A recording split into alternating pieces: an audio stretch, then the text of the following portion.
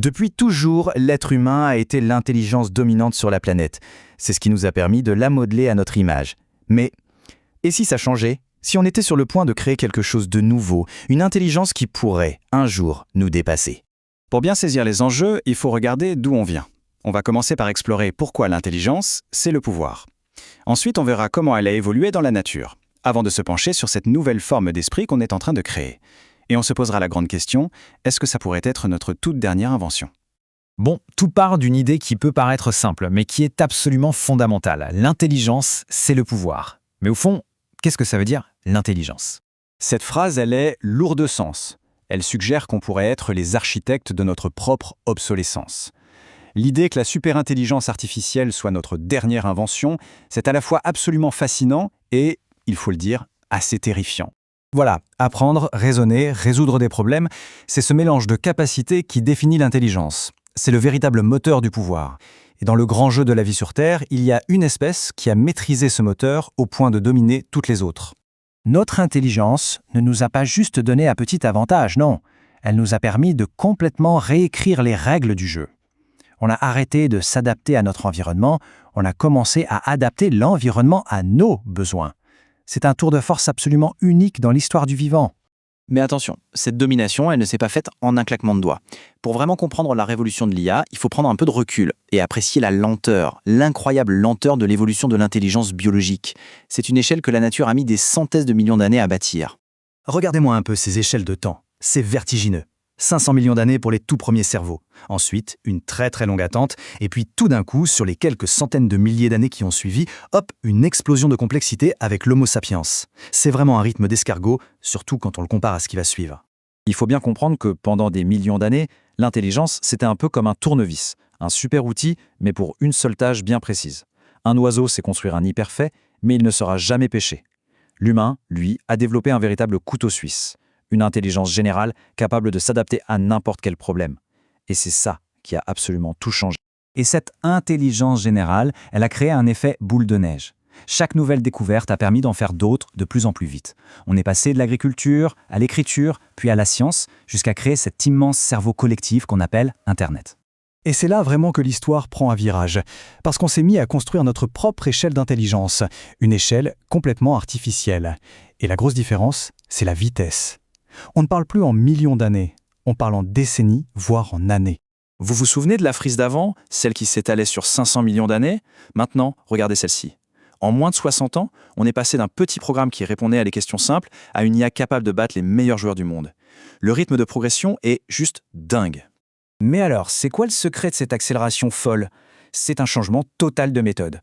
Avant, on dictait des règles précises à la machine, un peu comme pour une calculatrice. Maintenant, on lui donne la capacité d'apprendre toute seule, en analysant des montagnes de données. C'est ça, le fameux machine learning. Et c'est ce qui a tout changé.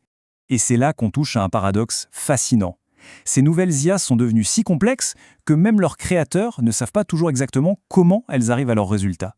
C'est une sorte de boîte noire hyper puissante. On sait ce qui entre, on voit ce qui sort, mais ce qui se passe à l'intérieur, ça nous échappe en partie. C'est à la fois génial et, on peut se le dire, un peu inquiétant. Alors, malgré tout ce qu'elles peuvent faire, les IA d'aujourd'hui restent des spécialistes. Elles sont incroyablement fortes dans un domaine, mais elles sont cantonnées à ce domaine. On dit qu'elles sont étroites. Et c'est là que la vraie question, la question qui change tout, se pose. Que se passerait-il si on leur enlevait ces œillères? Si une IA pouvait jongler entre les tâches, apprendre de nouveaux domaines et raisonner avec la même souplesse qu'un cerveau humain? Eh bien, ce concept, il a un nom. L'intelligence artificielle générale, ou IGA. C'est un peu le saint graal de la recherche en IA. C'est le moment où la machine n'est plus juste un outil hyper spécialisé, mais devient l'égal de l'intellect humain, sur tous les plans. Pour essayer de se représenter ce que ça impliquerait, prenons un chiffre. 1 million. Juste, gardez ce chiffre en tête une seconde. Il va nous aider à visualiser la différence radicale entre l'intelligence biologique et ce que pourrait être l'intelligence artificielle. Maintenant, imaginez non pas 1, mais 1 million des plus grands esprits scientifiques de l'histoire.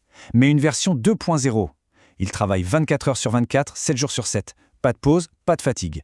Leurs pensées sont 10, 100, 1000 fois plus rapides que les nôtres. Et si on en a besoin de plus, eh bien, on fait juste un copier-coller. C'est ça la puissance de l'IGA. Elle est libérée des contraintes de la biologie. Un tel pouvoir, c'est clairement une arme à double tranchant.